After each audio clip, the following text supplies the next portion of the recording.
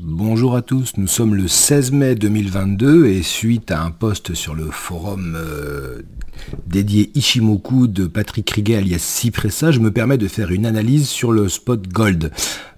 Encore une fois et comme à chaque vidéo, ceci n'est qu'une analyse, aucunement un conseil, juste ma vision personnelle et propre, libre à chacun de commenter, d'être d'accord ou pas, bien évidemment. Je vais essayer, comme à chaque fois, d'être relativement technique, sans être barbant ou rasoir, et essayer d'aller assez vite. Voici donc le spot Gold. Je démarre avec l'annuel, où on voit très bien que la Kijun annuelle a été testée en 2015-2016. Les prix sont repartis à la hausse, exponentielle 2020, avec une année extraordinaire, peut-être voilà la meilleure année... oui, depuis peut-être la meilleure année du Gold, vous voyez, monter avec 2021 plus délicat, on peut pas vraiment parler de pendu, mais on voit quand même la difficulté de remonter. Le début 2022 monte, vous voyez, quasiment on a presque retouché l'ATH le plus haut historique de 2020 et les prix semblent vouloir redescendre. Nous avons noté la Tenkan ainsi que la Kijun et un autre plat Kijun ici annuel. La Chikou est libre, je n'en parle pas. En mensuel, très intéressant. Hop là, regardez. Tac, je me permets, j'avais ici marqué une zone de prix en marron qui est un ancien ATH, mais j'avais également noté cette ancienne zone de prix, vous voyez, qui n'était pas un ATH, mais on voit que c'est une zone qui a été très travaillée autour des 1800 là. Hein.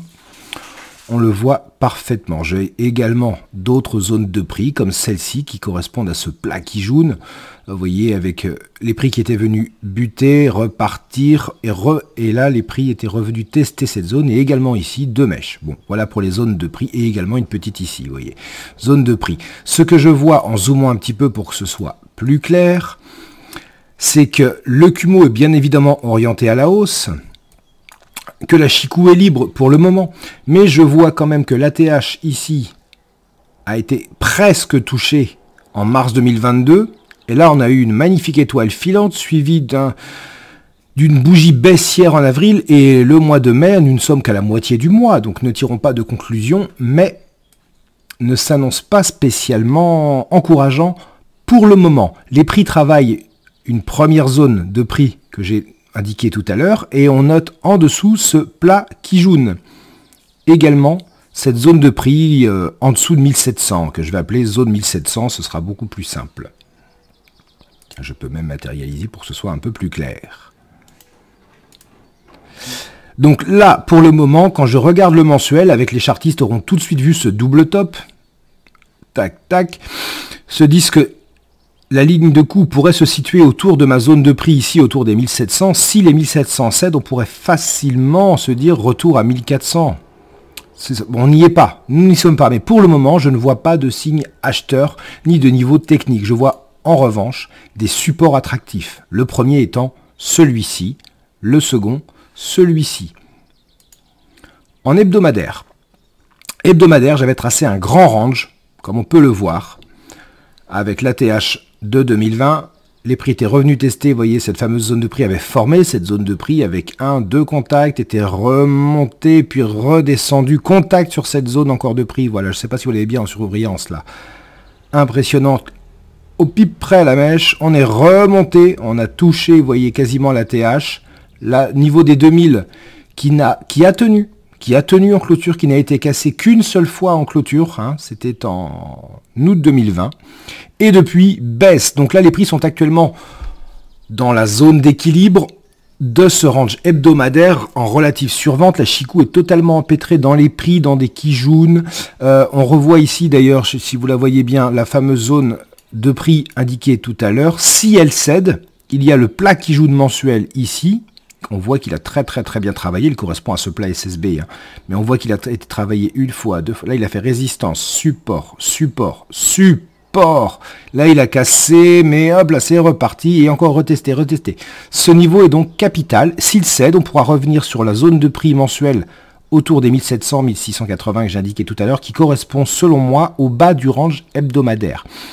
Donc, acheter ici et maintenant ne me semble pas, quand je regarde les bougies, les conditions mensuelles hebdomadaires, hyper pertinent d'un point de vue technique. Surveillons 1760 qui est le plat Kijun mensuel et principalement la zone 1680-1690 qui est le bas du range hebdomadaire, mais également une zone de prix mensuelle. En journalier, le Kumo est bien évidemment baissier. On descend, on voit qu'on travaille la fameuse zone de prix, donc c'est compliqué de vouloir vendre à découvert. Après, le gold n'est pas un actif qu'on vend beaucoup à découvert, j'imagine, bien que je ne le traite pas, hein. Donc on voit parfaitement que là, on est survendu, c'est compliqué de rentrer à la vente pour ceux qui voudraient s'y risquer, c'est compliqué, donc je dirais plutôt d'être patient, poser éventuellement une alarme sur ce plat qui joue de mensuel qui correspond au plat SSB hebdomadaire, ici aux alentours des 1760, poser une alarme, allez, à 1700, pour un petit peu au-dessus du bas du range et de la zone de prix qui sera à surveiller. Là, on travaille une zone, donc si éventuellement on fait un doji, on pourrait éventuellement voir une réaction, mais je ne pense pas. Pour le moment, il me semble prématuré d'anticiper un vrai rebond. On pourrait avoir une réaction haussière, mais est-ce que ce serait un vrai rebond? Je ne suis pas certain. Je verrais plus éventuellement une réaction pullback de respiration avant reprise du mouvement baissier en cours, hein. Donc oui, actuellement et factuellement, là, pour résumer, pas de signaux acheteurs sur les très grandes unités de temps, qu'ils soient annuels, mensuels ou hebdomadaires. En daily, on est dans une tendance baissière, le Kumo s'est orienté. Nous sommes en survente en daily, toutefois, les prix travaillent une zone de prix mensuelle assez importante qui a très bien travaillé, très bien fonctionné comme on peut le voir auparavant. Si ce soir on obtient un doji, une bougie de retournement, on pourrait éventuellement tenter un achat, mais je pense qu'on pourrait sécuriser très très vite parce que ce serait vraiment à l'encontre des informations des unités de temps plus grandes.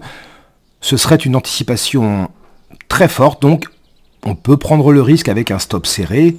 En revanche, moi je serais plus d'avis pour les investisseurs de surveiller, je le disais tout à l'heure, 1760, 1700, 1600, allez, le secteur 1670, 1700 pour calculer très très large qui est le bas du range hebdomadaire. Voilà, j'espère avoir été assez rapide et clair, sans avoir été trop rasoir. Je vous souhaite une excellente journée. N'hésitez pas à me répondre ou à commenter sous la vidéo ou sur le forum dans lequel je vais mettre le lien évidemment en description de la vidéo. À très bientôt, au revoir.